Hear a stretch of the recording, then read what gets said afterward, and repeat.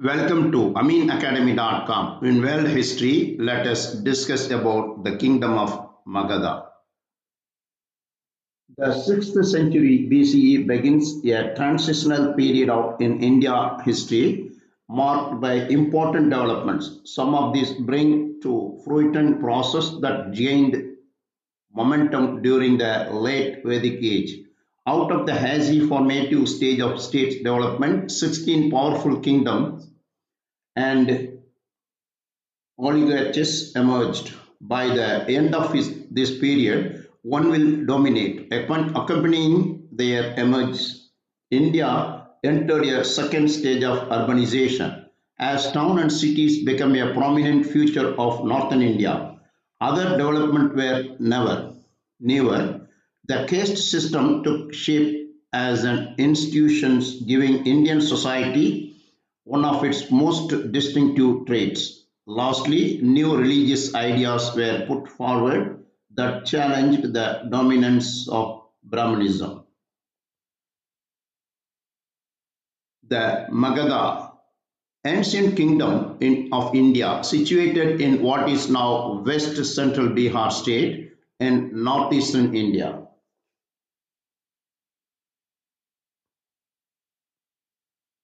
It was the nucleus of several larger kingdoms or empires between 6th century BCE and the 8th century BCE.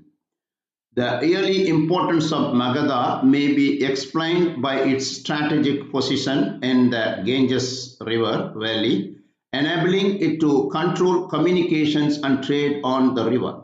The river further provided a link between Magadha and the rich port in the Ganges Delta. Is that Magadha?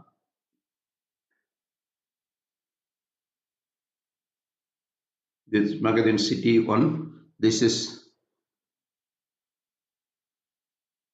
under the king Bimbisara reigned 543 BCE to 491 BCE of the Haryanka line. The kingdom of Anga, eastern Bihar, was added to Magadha. Kosala was annexed later. The supremacy of Magadha continued under the Nanda 4th century BCE and Mauryan 4th and 2nd century BCE dynasties. Under the Mauryan dynasty, the empire included almost the entire subcontinent of India. The early centuries CE, BCE saw the decline of Magadha, but the rise of the Gupta dynasty in the 4th century brought it to once more to a position of preeminence. Not only did these imperial dynasties begin by establishing their power in Magadha, but in each case, Pataliputra, adjacent to the modern Patna, was the imperial capital, thus adding to the prestige of Magadha. Lively account of Pataliputra and Magadha were available in the Indica of the Greek historian Megasthenes and in travel diaries of the Chinese Buddhist pilgrims Faxian and Zhuang Huang. Many sites in Magadha were sacred to Buddhism.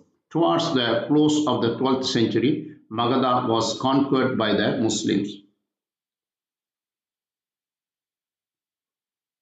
The kingdom of Magadha becomes the most powerful among 16 states that dominated this transitional period.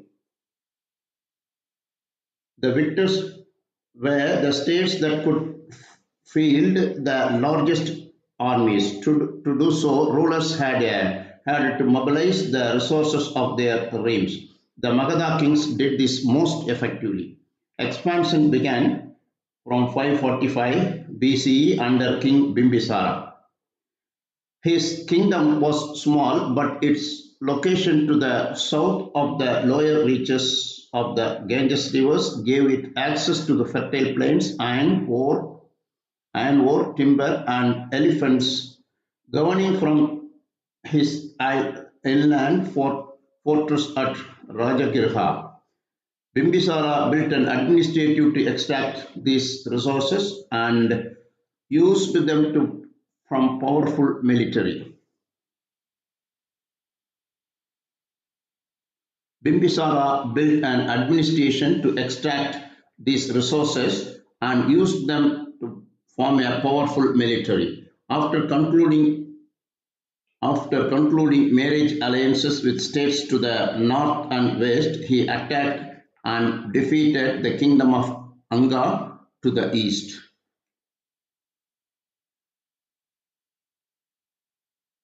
His son Ajatashatru, after killing his father, broke these alliances and waged war on the Kosala kingdom and the Riji confidence.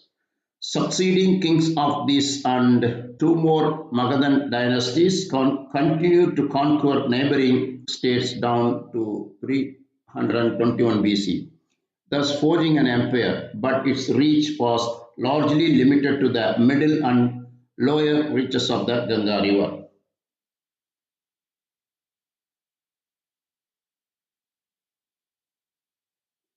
To the northwest, external powers gained control, as we have seen. The mountain ranges defining that boundary contains passes permitting the movement of peoples. This made the northwest a crossroads, and at times the people crossing through were the armies of rulers who sought to control the riches of India.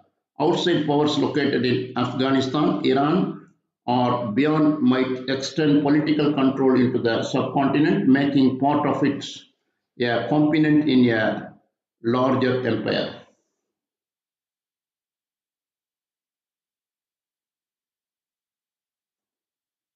The Magadha first capital Rajagriha is a Rajagriha is one of many cities and towns with ruins dating back to this transitional period. Urban centers were sparse during the Vedic age but now blossomed, much like they did during the mature phase of the Harappan civilization. Similar processes were at work. A more forests were cleared and marshes drained, and agricultural economy of the Ganges basin produced ever more surplus food. Population grew, enabling more people to move into town and engage in other occupation as craftsmen, artisans, and traders. Kings encouraged this economic growth as its revenue enriched their treasures. Caravans of ox-drawn carts or boats laden with goods traveling from state to state could accept expect to encounter the king's customs official and pay tolls. So importance were reversed to assessing these trade network that the Magadhan kings moved their capital to Pataliputra. This is a Pataliputra, a port town located on the Ganges. That thus it developed as hub of both political power and economic exchange. Most towns and cities began as one or the other or as a places of pilgrimage. Here about Pataliputra, let us see something. The city was built in 490 BCE by Magadha ruler Ajatasattu as a small fort near the Ganges River. Later, Udayin Ajatasattu, grandson and successor, founded the city at the confluence of the Ganges and Sun rivers. Padaliputra becomes a prominent city in northeastern India during the Mauryan period. The city name has changed many times, including Pataligram, Kusumpur, Pataliputra, and Azimabad. Excavation at the site of Pataliputra have encountered uh, excavations at the site of Pataliputra have uncovered many ruins, including assembly hall of 80 pillars. This hall was likely used for the third Buddhist council in 250 BC.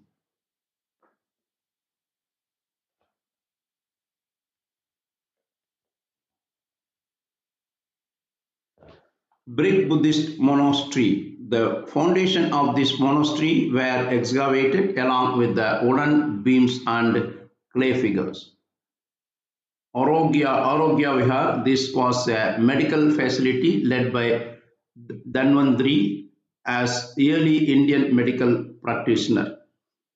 The monumental rectangular capital with classical Greek designs was discovered in the palace ruins of Padaliputra.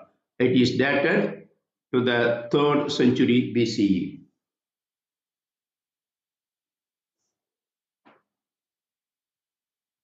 About Rajagriha, Rajgir, place in India history and mythology is prominent as the city finds its mention in the epic Mahabharata and was also the first capital of the Magadha kingdom.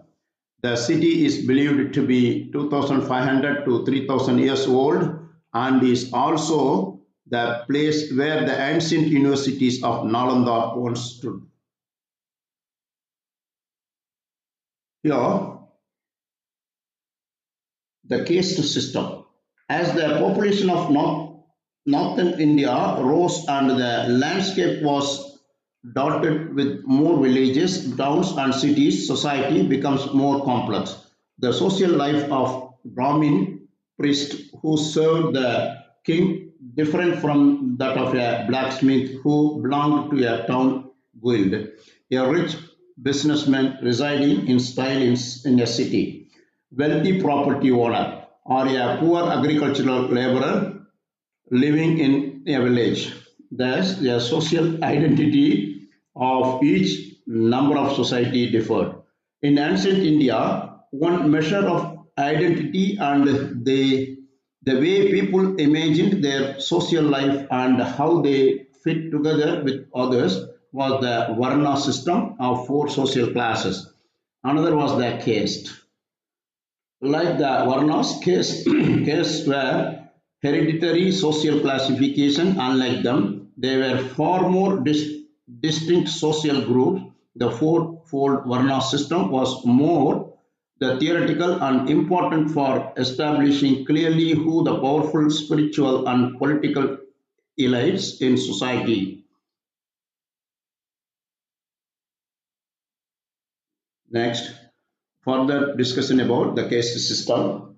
Social hierarchy in the Magadha Empire. Varnas. The society was divided into four Varnas: Brahmanas, Kshatriyas, Vaishyas, and Sudras.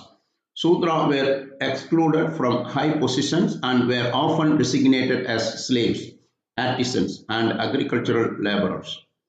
A new social category, untouchables, emerged during this period. Next, the challenge to Brahmin, that is Buddhism. That is, Buddhism is the challenge to the Brahminism. During this time of transition, some individuals become dissatisfied with life and choose to leave the everyday world behind. Much like the sages of Upanishads, these re- renunciants, as they were known, were people who close to renounce social life and material things in order to that they might gain deeper insight into meaning of life. Some of them altogether rejected Brahminism and established their own belief system. The most renowned example is Siddhartha Gautama Buddha, 563 BCE to 480 BCE, who is otherwise known as the Buddha. Buddha means enlightened one or awakened one, implying that a Buddha was at one time spiritually asleep but at some point woke up and attained insight into the truth regarding the human conditions. His life story is therefore very important to Buddhists, people who follow the teachings of the Buddha.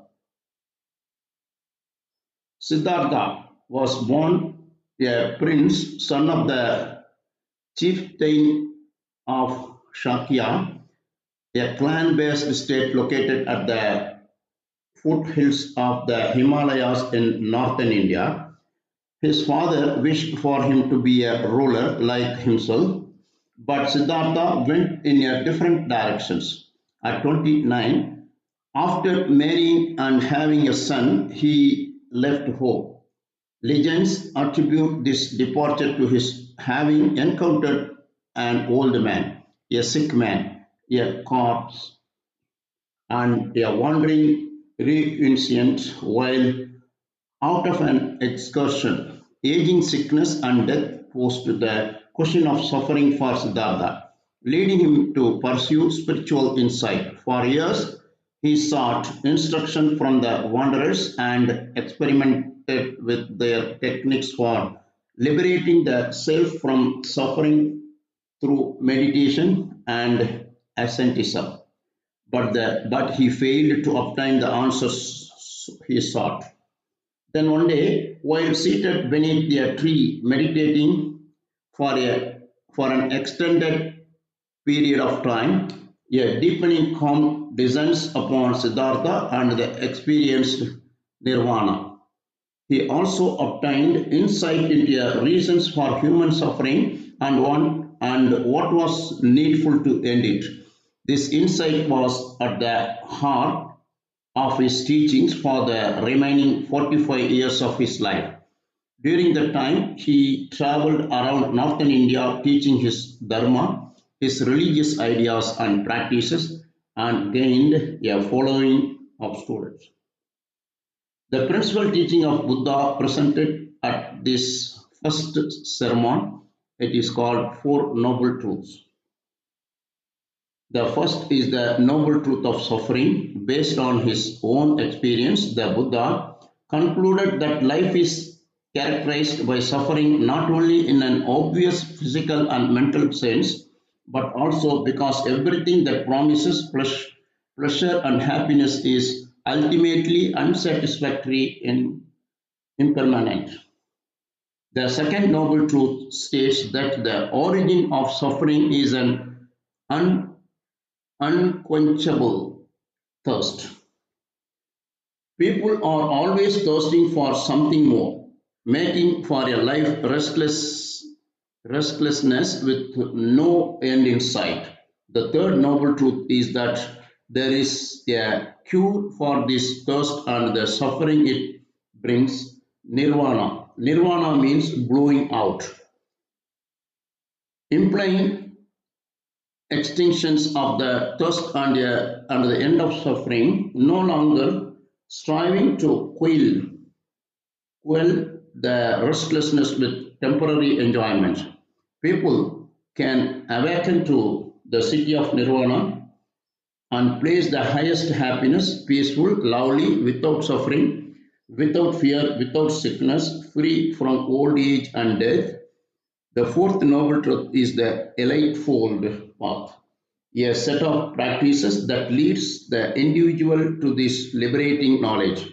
The Buddha taught that through a program of study of Buddhist teachings, right understanding, right attitude, moral conduct, right speech, right action, right livelihood, and meditation, right effort, right concentration, right mindfulness.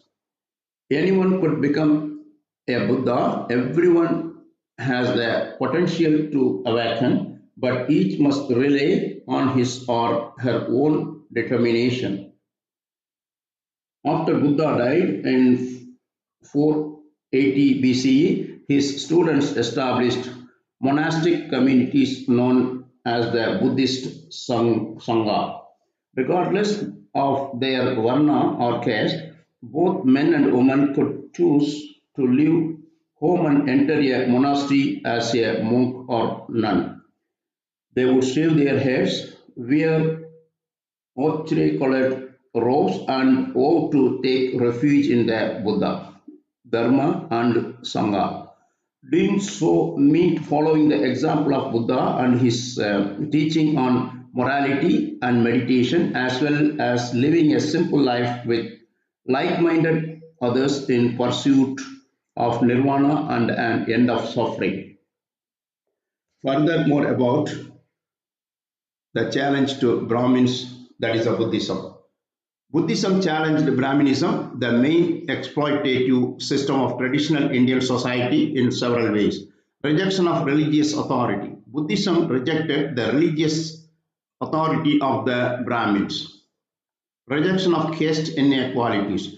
Buddhism rejected the inequalities of the Hindu-based caste system. Promotion of religious egalitarianism. Buddhism sought to build religious egalitarianism. Promotion of an open society. Buddhism fostered a dynamic and open society. However, Buddhism has also been co-opted and subordinated in the popularization of a caste segregated and Brahmin-centric Hinduism. For example, some have claimed that Buddhism was a domination of Hinduism or that the Buddha was an avatar of the Hindu god. Siddhartha Gautama Buddha. Buddha, further will come detail about his life. Buddha born from 6th to 4th century BCE in Lumbini near Kapilavastu, Shakya Republic, Kosala Kingdom, now in Nepal. He died Kusinara Malla Republic, Magadha Kingdom, now in Kasya, India. Was the founder of Buddhism, one of the major religious and philosophical systems of southern and eastern Asia and the world. Buddha is one of the many epithets of a teacher who lived in northern India, sometimes between the 6th and 4th century before the Common Era. His followers, known as Buddhists, propagated the religion that is known today as Buddhism. The title Buddha was used by a number of religious groups in ancient India and had a range of meanings, but it came to be associated most strongly with the tradition of Buddhism and a mean and enlightened beings, one who has awakened from the sleep of ignorance and achieved freedom from suffering. According to the various traditions of Buddhism, there have been Buddhas in the past and there will be Buddha in the future. Some forms of Buddhism hold that there is only one Buddha for each historical age. Others hold that all beings will eventually become Buddhas because they possess a Buddha nature. All form of Buddhism celebrates various events in the life of Buddha Gautama, including his birth, enlightenment, and passage into nirvana. In some countries, the three events are observed on the same day, which is called Vesak in Southeast Asia. In other regions, the festivals are held on different days and incorporate a variety of rituals and practices. The birth of the Buddha is celebrated in April or May, depending upon a lunar date in these countries. In Japan, which does not use a lunar calendar, the Buddha's birth is celebrated on April 8. The celebration there has merged with native Shinto ceremony into the flower festival known as Hanamatsuri.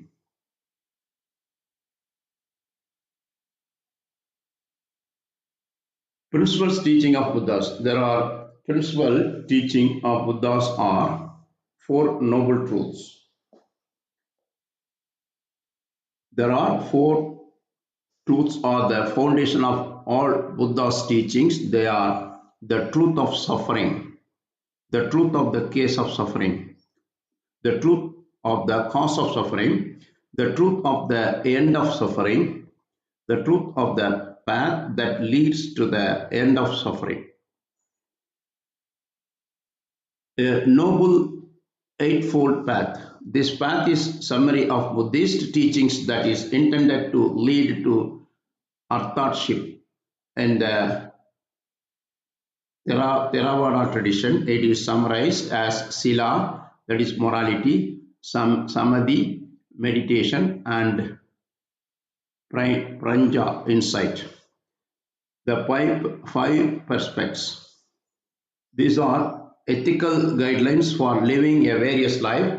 They should prohibit killing living things, taking what is not given, sexual misconduct, lying, using drugs or alcohol. These are prohibited in Buddhism. Mid mindfulness. What is mindfulness?